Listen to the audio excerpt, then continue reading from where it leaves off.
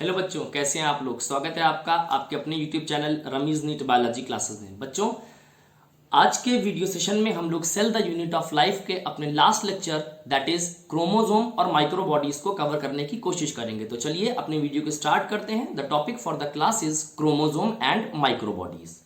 बच्चों, अगर क्रोमोसोम की हम लोग बात करेंगे तो सबसे पहले बात आती है कि क्रोमोसोम को डिफाइन कैसे करते हैं। एक्चुअल में होता यह है बच्चों कि हमारे न्यूक्लियस में क्या होता है, क्रोमैटिन पड़ा होता है, डीएनए के धागे पड़े होते हैं और ये डीएनए के धागे कंडेंस हो जाते हैं। ये क्या हो जाते हैं, ये डीएनए के जो धागे होते हैं ये कंडेंस हो जाते हैं, यानी ये कंडेंसेशन में जाते हैं और ये किसका रूप ले लेते हैं, ये क्रोमोसोम का रूप ले लेते हैं। तो क्रोमोसोम क्या है, chromosome are thread like structures which are found inside the nucleus. और ये क्या करते हैं, ये जेनेटिक इंफॉर्मेशन को कैरी भी करते हैं और इसको ट्रांसफर भी करते हैं एक जनरेशन से दूसरी जनरेशन में। अगर क्रोमोसोम को हम लोग गौर से देखते हैं बेटा, इसकी डिटेल स्टडी करते हैं तो एक क्रोमोसोम में दो आइडेंटिकल हाफ्स होते हैं। Each chromosome consist of two identical halves. यहां पर क्या होते हैं, it consist of two identical halves. और इन दो आइडेंटिकल हाफ्स को बच्चों हम लोग क्या कहते हैं, क्रोमैटिड्स कहते हैं। और ये क्रोमैटिड्स आपस में कहां से जुड़े रहते हैं, they are held at a point. ये कहां से एक साथ होल्ड किए रहते हैं, ये जहां से जुड़े रहते हैं उस पोजीशन को हम लोग कहते हैं centromere. They are held together at the centromere. और इस सेंट्रोमियर को बच्चों हम लोग प्राइमरी कॉन्स्ट्रिक्शन भी कहते हैं। इसको और क्या कहा जाता है, इसको बच्चों प्राइमरी कॉन्स्ट्रिक्शन भी कहा जाता है। अच्छा बच्चों, एक क्रोमोसोम में जो दो क्रोमैटिड्स जो होती हैं उनको हम लोग सिस्टर क्रोमैटिड्स कहते हैं, यानी कि two chromatids of a same chromosome. एक क्रोमोसोम के दो क्रोमैटिड्स को हम लोग क्या बोलते हैं, we call them as sister chromatids. इनको बोला जाता है सिस्टर क्रोमैटिड्स, इनको हम लोग सिस्टर क्रोमैटिड्स कहते हैं। और ये जो हमारा सेंट्रोमियर है ये किसके द्वारा घिरा रहता है, it is surrounded by the kinetochore. It is surrounded by kinetochore, ये काइनेटोकोर से घिरा रहता है। अच्छा, अब बच्चों सेंट्रोमियर की पोजीशन के आधार पे क्रोमोसोम कई टाइप के हो सकते हैं। जैसे हम लोग देखें, अगर टाइप्स के इनकी बात करें तो जब टाइप में हम लोग देखेंगे तो ये क्लासिफिकेशन किस बेसिस पे किया जा रहा है, on the basis of position of centromere. On the basis of position of centromere. Centromere के पोजीशन के आधार पे हम लोग इसके क्लासिफिकेशन को देखते हैं। तो सेंट्रोमियर की पोजीशन के आधार पर बच्चों क्रोमोसोम कई टाइप्स के हो सकते हैं। जैसे यहां पर मैं एक बना देता हूं, पहला होता है जो वो है हमारा मेटासेंट्रिक। तो ये मैंने सेंट्रोमियर बनाया और यहां पर मैंने एक क्रोमैटिड देखिए इस तरह से बना दिया और यहीं पर मैं दूसरा क्रोमैटिड बना देता हूं। आप ये देख सकते हैं बच्चों कि ये दो क्रोमैटिड्स वैसे इक्वल लेंथ के होते हैं। जब ये क्रोमैटिड्स इक्वल लेंथ के होंगे तो इनको हम लोग बोलेंगे सब मेटासेंट्रिक इसको हम लोग कहेंगे मेटासेंट्रिक क्रोमोसोम। तो चलिए मैं इसको एक बार और अच्छे से ड्रॉ करने की कोशिश करता हूं। तो ये मैंने सेंट्रोमियर बनाया और ये देखिए एक क्रोमैटिड मैंने ये बनाया और दूसरा क्रोमैटिड मैं यहीं से बनाने की कोशिश करता हूं। ये देखिए, तो यहां पर सेंट्रोमियर जो है बच्चों, ये सेंट्रोमियर कहां पर है, ये क्रोमोसोम के एकदम बीच में है। तो जब centromere is given at the middle of the chromosome, centromere एकदम बीच में होता है, तो ऐसे क्रोमोसोम को हम लोग कहते हैं मेटासेंट्रिक क्रोमोसोम। क्या बोलते हैं, मेटासेंट्रिक क्रोमोसोम इसको कहा जाता है। मेटासेंट्रिक क्रोमोसोम को जब हम लोग देखते हैं बच्चों, तो जो मेटासेंट्रिक क्रोमोसोम होता है ये हमारे सेल डिवीजन के एनाफेज में किस शेप का दिखता है, it appears to be V shaped. ये कैसा दिखता है, ये वी शेप्ड दिखता है बच्चों। अब यहां पर दूसरा हम लोग देखते हैं जो होता है सब मेटासेंट्रिक। ये देखिए ये कौन सा बना हुआ है, इट इज सब मेटासेंट्रिक क्रोमोसोम। ये कौन सा हो जाता है, ये सब मेटासेंट्रिक क्रोमोसोम हो जाता है। सब मेटासेंट्रिक में क्या होता है, जो सेंट्रोमियर होता है, centromere is slightly away from the centre, centre से थोड़ा सा दूर होता है, it is slightly away from the centre, ये सेंटर से थोड़ा सा दूर होता है, जिसकी वजह से यहां पर आप देख सकते हैं एक शॉर्ट आर्म दिख रही है और एक आर्म कौन सी हो जाती है बच्चों, एक आर्म हमारी लॉन्ग आर्म हो जाती है। ठीक है, तो ये सब मेटासेंट्रिक है। तीसरा आता है एक्रोसेंट्रिक, ये कौन सा बना हुआ है हमारी एनसीईआरटी में, एक्रोसेंट्रिक क्रोमोसोम बना हुआ है। एक्रोसेंट्रिक क्रोमोसोम में क्या होता है, centromere is at a distance from the centre, centre से सब मेटासेंट्रिक के कंपैरिजन में ज्यादा दूर होता है। तो यहां पर centromere is at a distance from centre, is at a distance from the centre, ये सेंटर से थोड़ा ज्यादा दूरी पर होता है। अच्छा, और यहां पर हम लोग देखते हैं बच्चों जो हमारा एक्रोसेंट्रिक होता है ये एनाफेज में कैसा दिखता है, इट अपीयर्स जे शेप्ड, हमारा एक्रोसेंट्रिक जो है एनाफेज में कैसा दिखता है, ये जे शेप्ड दिखता है। वहीं पर सब मेटासेंट्रिक कैसा दिखता है, ये एल शेप्ड दिखता है, कैसा दिखता है, एल शेप्ड दिखता है। और यहां पर बच्चों जो लास्ट ये आपको दिख रहा है इसको हम लोग कहते हैं टीलोसेंट्रिक क्रोमोसोम, क्या बोलते हैं, टीलोसेंट्रिक बोलते हैं। यहां पर क्या होता है, जो हमारा सेंट्रोमियर है, यहां पर centromere is located at one and, ऐसा लगता है कि एक एंड पर है, टीलोमियर कहते हैं क्रोमोसोम के एंड पोजीशन को। तो यहां पर क्या होता है, centromere is at end position, end पर होता है क्रोमोसोम के एंड पोजीशन। और ये कैसा अपीयर होता है, इट अपीयर्स आई शेप्ड, ये कैसा दिखता है बच्चों, ये आई शेप दिखता है। यहां पर आप देख सकते हैं एक जो हमारे मेटासेंट्रिक और सब मेटासेंट्रिक है, जैसे मेटासेंट्रिक में दोनों आर्म इक्वल लेंथ की हैं, वहीं पर सब मेटासेंट्रिक में क्या हुआ, एक आर्म लॉन्ग है एक शॉर्ट है। उसी तरह से एक्रोसेंट्रिक में क्या हो जाता है, एक आर्म वेरी लॉन्ग हो जाएगी, एक आर्म वेरी शॉर्ट हो जाएगी। ठीक है, और उसके बाद अब आप देख सकते हैं ये जैसे सेंट्रोमियर है, यहां पर जो कंडीशन दिखाई है, यहां पर ये सेंट्रोमियर या प्राइमरी कॉन्स्ट्रिक्शन है। कभी कभी क्या होता है, एक सेकेंडरी कॉन्स्ट्रिक्शन भी मिल सकता है, जैसे यहां पर आप देख सकते हैं डायग्राम में। और अगर सेकेंडरी कॉन्स्ट्रिक्शन मिल रहा है तो इसके ऊपर जो पार्ट होता है इसको हम लोग कहते हैं सैटेलाइट।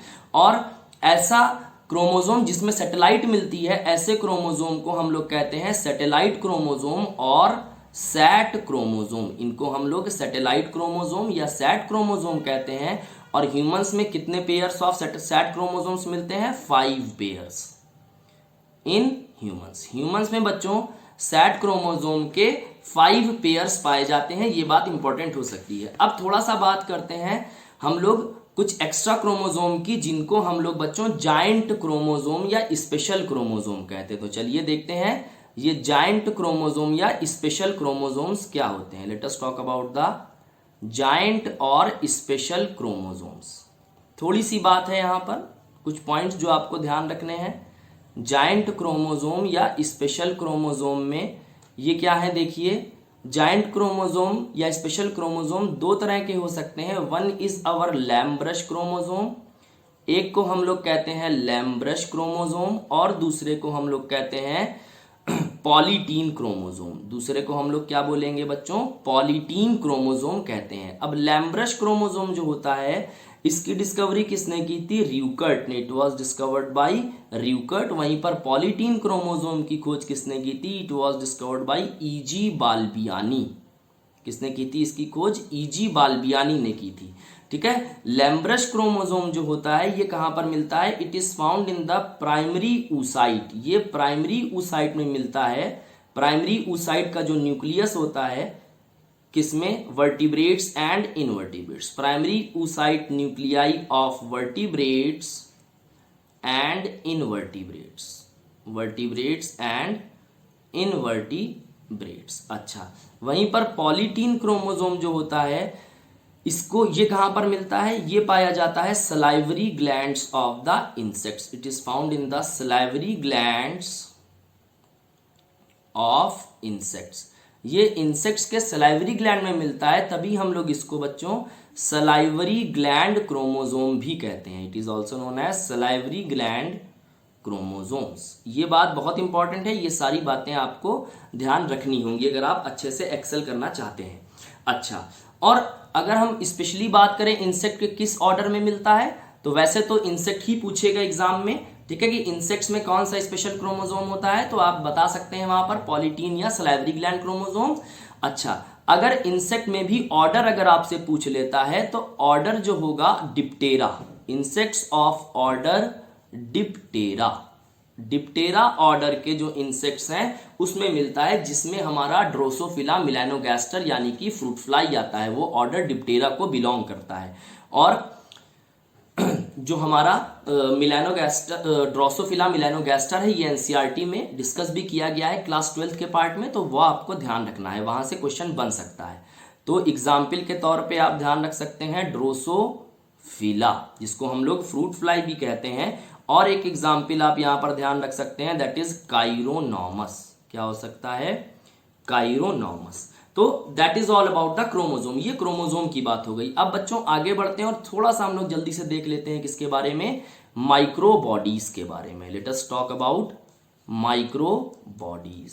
तो देखते हैं माइक्रो बॉडीज क्या होती हैं। अगर हम लोग माइक्रो बॉडीज को देखेंगे बच्चों, तो माइक्रो बॉडीज क्या है? ये मेम्ब्रेन बाउंड माइन्यूट वेसिकल्स होती हैं। दीज आर मेम्ब्रेन बाउंड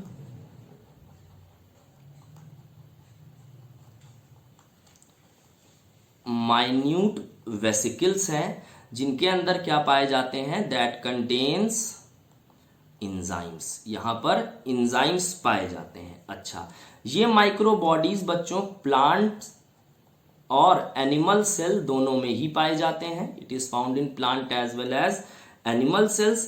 और ये माइक्रो बॉडीज क्या करते हैं? They are involve in the oxidation reduction reactions. ये किस में इन्वॉल्व होते हैं? ये ऑक्सीडेशन रिडक्शन रिएक्शंस में इन्वॉल्व होते हैं। अच्छा, माइक्रो बॉडीज में कौन कौन से लोग आते हैं देखिए जरा। यहां पर माइक्रो बॉडीज इंक्लूड्स 3 चीजें आती हैं, जिसको हमारी एनसीईआरटी ने लिखा है। इट इंक्लूड्स पेरोक्सीसोम्स, यहां पर पेरोक्सीसोम्स आते हैं, यहां पर स्फीरोसोम्स आते हैं, स्फीरोसोम्स आते हैं, और यहां पर बच्चों ग्लाइऑक्सीसोम्स आते हैं। क्या आते हैं? ग्लाइऑक्सीसोम्स आते हैं। पेरोक्सीसोम जो होते हैं ये क्या करते हैं? Peroxisomes are involve in photorespiration. ये फोटो रेस्पिरेशन में इन्वॉल्व होते हैं। फोटो रेस्पिरेशन में बेसिकली 3 ऑर्गेनल्स इन्वॉल्व हैं, माइटोकॉन्ड्रिया, क्लोरोप्लास्ट एंड पेरोक्सीसोम। तो ये फोटो रेस्पिरेशन में इन्वॉल्व होते हैं। दूसरे आते हैं स्फीरोसोम्स। इनके अंदर हाइड्रोलेजेस एंजाइम्स होते हैं। दे कंटेन्स हाइड्रोलेजेस, जो हाइड्रोलिसिस कराते हैं। स्फीरोसोम्स को बच्चों हम लोग प्लांट लाइसोसोम भी कह सकते हैं। क्या कह सकते हैं? प्लांट लाइसोसोम भी कहते हैं, क्योंकि लाइसोसोम के अंदर भी हाइड्रोलेजेस भरे होते हैं। वही आते हैं glyoxysome. Now this glyoxysome contains enzyme for glyoxylate cycle. यहां पर क्या होते हैं? ग्लाइऑक्सिलेट साइकिल के लिए एंजाइम्स होते हैं। अच्छा, और ये यहां पर क्या होता है? ग्लूकोनियोजेनेसिस। क्या होता है यहां पर? ग्लूकोनियोजेनेसिस। ग्लूकोनियोजेनेसिस का मतलब किसी नॉन कार्बोहाइड्रेट सबस्ट्रेट से ग्लूकोज का बनना, तो उसको ग्लूकोनियोजेनेसिस कहते हैं। तो बच्चों इस तरह से हम लोग ने किसके बारे में देख लिया? क्रोमोसोम के स्ट्रक्चर को देख लिया, और हम लोग ने किसको देख लिया है? We have talked about the microbodies. तो आपको वीडियो कैसा लगा हमको कमेंट बॉक्स में जरूर बताइएगा। और इस तरह से हम लोग ने एक one of the most important topics for NEET 2022 as well as board exam, जो भी एग्जाम आप दे रहे हैं बायोलॉजी से रिलेटेड, सेल बड़ा इंपॉर्टेंट रोल प्ले करता है। तो हम लोग ने ये चैप्टर पूरी तरह से कंप्लीट कर लिया है। आपको हमारा वीडियो कैसा लगा हमको जरूर बताइए, चैनल को जरूर सब्सक्राइब कीजिए, और आप हमको इसी नाम से, that is Rameez NEET biology classes के नेम से टेलीग्राम ग्रुप पे भी फॉलो कर सकते हैं। वहां पर आप डाउट अपने पोस्ट कर सकते हैं। उस चैनल पे एक लिंक है जिसमें टेलीग्राम ग्रुप का भी लिंक दिया हुआ है, वहां पर आप डाउट भी पोस्ट कर सकते हैं। उसका रिप्लाई आपको as soon as I will get the time, मैं आपके डाउट का भी रिप्लाई करूंगा। कोई भी बायोलॉजी रिलेटेड डाउट होगा अगर, तो मैं उसको जरूर रिप्लाई करने की कोशिश करूंगा। बच्चों आज के लिए बस इतना ही रखते हैं। Thank you.